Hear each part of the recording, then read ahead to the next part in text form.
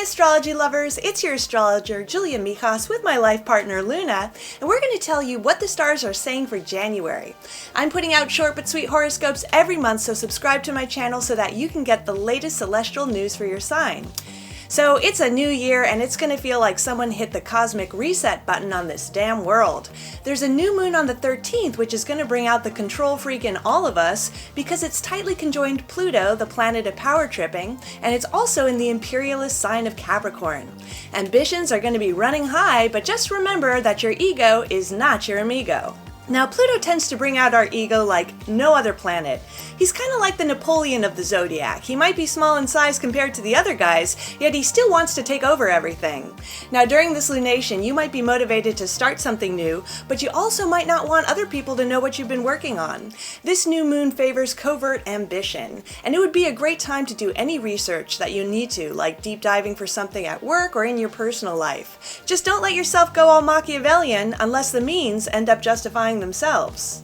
Then on the 28th, we have a brilliant full moon in Leo, where we're going to be feeling ardent and generous in our relationships. Now this is a pretty lucky full moon because Jupiter, the planet of blessings, is Cazimi the sun, meaning that it's less than 17 minutes from the sun's center. Cazimi is a term which was bastardized from the original Arabic, and it roughly translates as in the heart of. So this means that any planet which is so close to an exact conjunction with the sun is literally in the heart of the sun.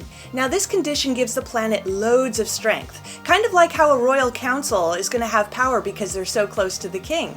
Now when Jupiter pops out of the other side of the sun, you might get a sudden piece of luck or a bit of good news, so no one's going to be complaining about that. Now a spontaneous Mars-Uranus conjunction squares the full moon axis, so you might be impulsive in your generosity or may have a strong urge to make a personal impact on those around you.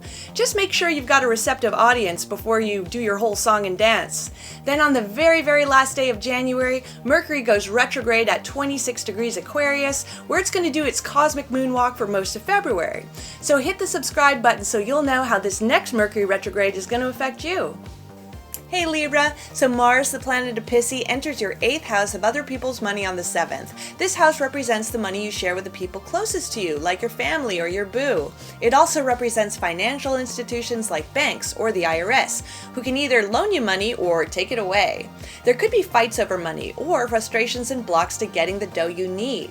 The 8th house also rules any social taboos that might be kinky, druggy, spooky, or hush-hush. So you're going to be a lot more drawn to taboos during this month, which, be a little careful. So Mercury, the planet of thinking, starts the month in your 4th house of the past and home. Your mind might be much more drawn to your housing situation now, such as how can you make it more secure and satisfying, and what do you want in your next home. You also might be more preoccupied with something from your past, which happens to be affecting your present. Then Mercury goes into your 5th house of fun and games.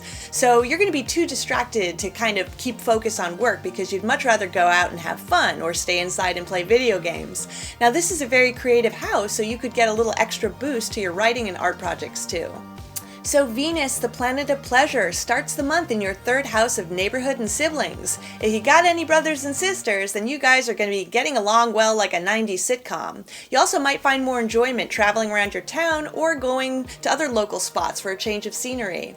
Then on the 9th, Venus is going to jump into your 4th house of family and home. And at that point, you could be getting along really well with the people you live with or doing more things to beautify your home, like painting a room or buying some art. Now, if you're partnered, then this is definitely a Netflix and chill time with your relationship. Thanks for watching. Luna and I are putting out short but sweet horoscopes every month, so subscribe to get the latest cosmic news for your sign. Bye-bye!